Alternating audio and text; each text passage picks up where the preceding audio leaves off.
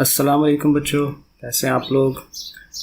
जनाब आज आपके पास जायज़ा मश्क 4 यानी कि पहला चैप्टर नंबर 4 जो है वो हमने ख़त्म कर लिया और उसकी जो आखिरी एक्सरसाइज है जिसको हम रिव्यू एक्सरसाइज कहते हैं वो करनी है। और इसमें अगेन वही बात है कि काफ़ी इंपॉर्टेंट होती है क्योंकि इसमें शॉर्ट क्वेश्चंस भी होते हैं और आपके ये जो MCQs हैं वो भी होते हैं, तो ये समझने के लिहाज से काफ़ी इंपॉर्टेंट होती है। तो चलें शुरू करते हैं। छोटी वीडियो होगी इंशाल्लाह क्योंकि इसमें सवाल उस तरह से हल तो नहीं करने, सिर्फ समझनी है चीज़ें। सो देखें, पहला जो सवाल कह रहा है, कहता है जी मसावात जो AX + B = 0 होती है और उसको इस सूरत में लिखा जा सकता है। ज़ाहिर इस सूरत में हम इसको मसावात के को लिखते हैं AX + B = 0, जबकि A और B मुस्तकिल मिकदारें हैं और X मुतग़य्यर है। ज़ाहिर है ये चीज़ें होती हैं, तो ये कहलाती है, यानी पूछ ये रहा है कि ये मसावात क्या कहलाती है। तो उसमें देखें आपके पास ये 4 ऑप्शन है। तो पहला ऑप्शन ये है हती मसावात, तो यही हमने पढ़ा है। हती मसावात होती है जिसमें X की ताकत 1 होती है, तो एक ताकत होगी तो वो हती मसावात ही होनी है। गैर मसावात तो जिसमें वो बराबर का निशान ना हो वो होती है मुस्तकिल। किसी मुस्तकिल चीज़ को कहते हैं जो कांस्टेंट है, और हल जब हम उसका मसावात का हल निकालते हैं। तो ज़ाहिर ये चीज़ें नहीं हैं, तो हमारे पास क्या होगा, हती मसावात को हम सर्कल कर लेंगे। आगे कहता है जी वो कीमत जो किसी मसावात को दुरुस्त साबित करे, यानी आपने कोई वैल्यू X की मसावात के अंदर X है तो उस X की जगह पे आपकी वैल्यू लगाते हैं और उसकी दोनों साइडों का आंसर सेम आता है, ठीक है। तो इसको हम कहते हैं कि मसावात को दुरुस्त साबित कर रही है, तो वो चीज़ उसका हल होती है, सोल्यूशन सेट उसका, ठीक है। तो जो हल निकालते हैं, पड़ताल में भी यही करते हैं, जो हल निकाला होता है वो पुट करते हैं और दोनों साइडें इक्वल आते हैं। तो बहरहाल ये हल इसका आंसर होगा। आगे चलते हैं जी, ये आ गया, हाँ ये आ गया नंबर 3। कहता जी हर अदद X की मतलक कीमत को जाहिर किया जाता है। ये भी हमने पढ़ा, मतलक एब्सोल्यूट वैल्यू इसी चैप्टर में है और उसकी निशानी ये वाली है कि उसके हम 2 लाइनें जो हैं वो लगा देते हैं, तो जाहिर है ये हो जाएगा। फिर अलामत ये वाली जो है वो जाहिर करती है। अब इसको पढ़ते हैं कैसे हैं, ये सिर्फ उसने पूछा हुआ है, तो ये इधर इस साइड से हमने पढ़ना होता है। तो जो ये चूँकि खुली साइड है तो खुली साइड बड़े की अलामत होती है, तो ये बड़ा है और बराबर है क्योंकि नीचे एक लाइन ये भी आ रही है। सो इसे बड़ा है या बराबर है, तो ये B पार्ट इसका ठीक है। अलामत अगेन ये इस साइड से पढ़ना है हमने, तो इधर कोना आ रहा है, तो कोने वाली जो चीज़ है वो छोटी होती है, तो छोटी है और बराबर है, तो छोटी और बराबर ये देखें ये वाला उसने लिखा हुआ है, तो ये C वाला हमारा ठीक हो जाएगा। आगे क्वेश्चन नंबर 6, 7 और 8 जो है ये क्वेश्चंस हैं बेसिकली कि X नफ़ी 3 उसकी एब्सोल्यूट वैल्यू 5 है तो उसका हल सेट निकालें। अगर आप पिछली एक्सरसाइज करते आ रहे हैं तो ये बिल्कुल ईजी है क्योंकि इसको हमने कहा था एक दफ़ा प्लस माइनस में लिखें इस रकम को और उसको हल करें। इसको भी उसी तरह, इसको भी उसी तरह। ये वैसे मैंने हल करके रखे हुए हैं, ये मैं आपको दिखा देता हूँ, ठीक है। अगर फिर भी अगर आपको नहीं समझ आ रही हो तो आप इसको देख सकते हैं। सो ये देखें ये लिखा हुआ है X - 3 की एब्सोल्यूट 5 था, तो हमने एक दफ़ा 5 को प्लस में एक दफ़ा माइनस में लिख दिया। -3 उधर जाएगा प्लस का 3 और -5 + 3 -2। इसी तरह ये -3 उधर जाएगा प्लस का 3, 5 और 3 8। तो हल इसका आ रहा है जी 8 और -2, तो हम 8 और -2 वाले को टिक कर लेंगे। इसी तरह ये जो दूसरा है 7वां क्वेश्चन, इसमें X की मतलक वैल्यू या एब्सोल्यूट वैल्यू वो 3 है, तो इसी को 3 को हमने एक दफ़ा जमा में और एक दफ़ा माइनस में लिख देना, तो X की वैल्यूज़ आ जाएंगी जमा नफ़ी 3, तो जमा नफ़ी 3 वाले को हम सर्कल कर लेंगे। और इसी तरह ये जो क्वेश्चन नंबर 8 है इसमें X - 1 की एब्सोल्यूट बराबर 4 है, तो फिर वो ये 4 को एक दफ़ा प्लस में एक दफ़ा माइनस में, और -1 इधर जाएगा, ये -1 इधर आएगा, तो ये आपके पास दोनों आंसर्स आ गए 5 और -3, तो उस वाले को हम सर्कल कर लेंगे, ठीक है। तो ये काम है इसके अंदर।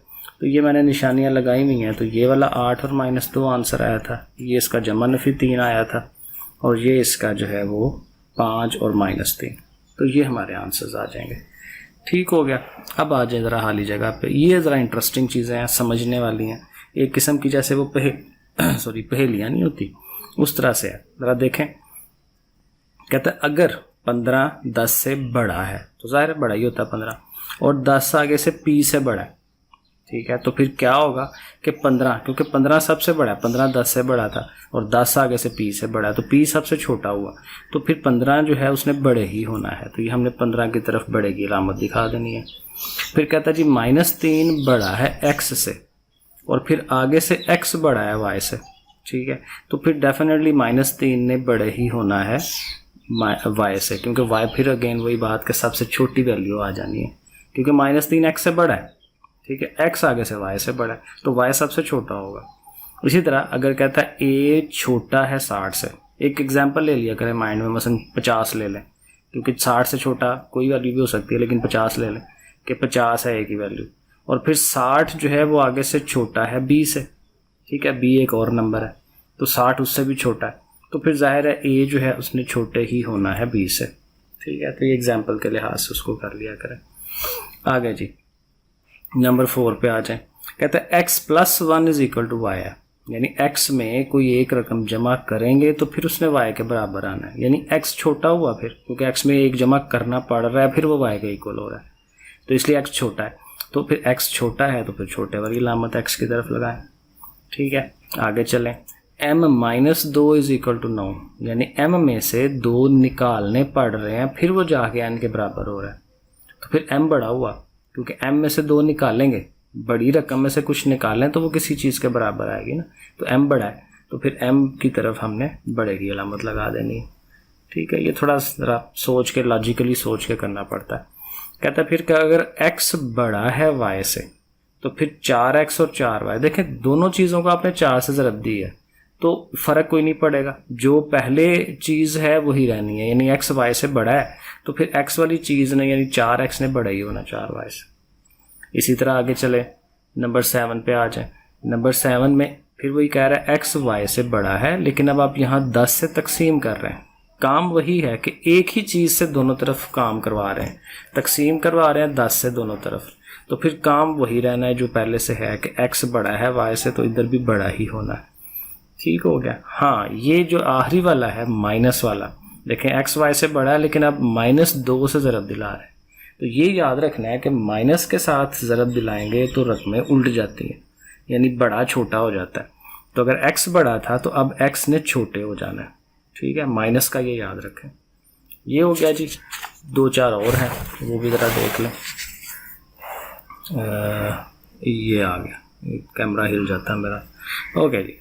सो नामा x बड़ा है y से, और फिर देखें दोबारा तकसीम तो हो रहा है, लेकिन असल चीज़ वही है कि -7 आ गया, तो माइनस मैंने बताया जब भी आएगा तो हमें उसको उल्टा देना है, बड़े की निशानी है, तो अब हमने x की तरफ छोटा कर देना ऐसे। इसी तरह p बड़ा है q से, ओके, और q आगे से 0 से बड़ा है, ठीक है। तो अच्छा, p बड़ा है q से और q बड़ा है 0 से, तो p भी फिर 0 से बड़ा होगा, ठीक है, क्योंकि p q से बड़ा है। मतलब q मसलन कर लें 5 और p 10 कर लें, क्योंकि p 5 से बड़ा है, ठीक है, और q आगे से 0 से बड़ा है, तो ज़ाहिर है वो 5 है, तो p ने ऑलवेज सबसे बड़े होना है, क्योंकि वो हम उसकी 10 मिसाल ले रहे हैं।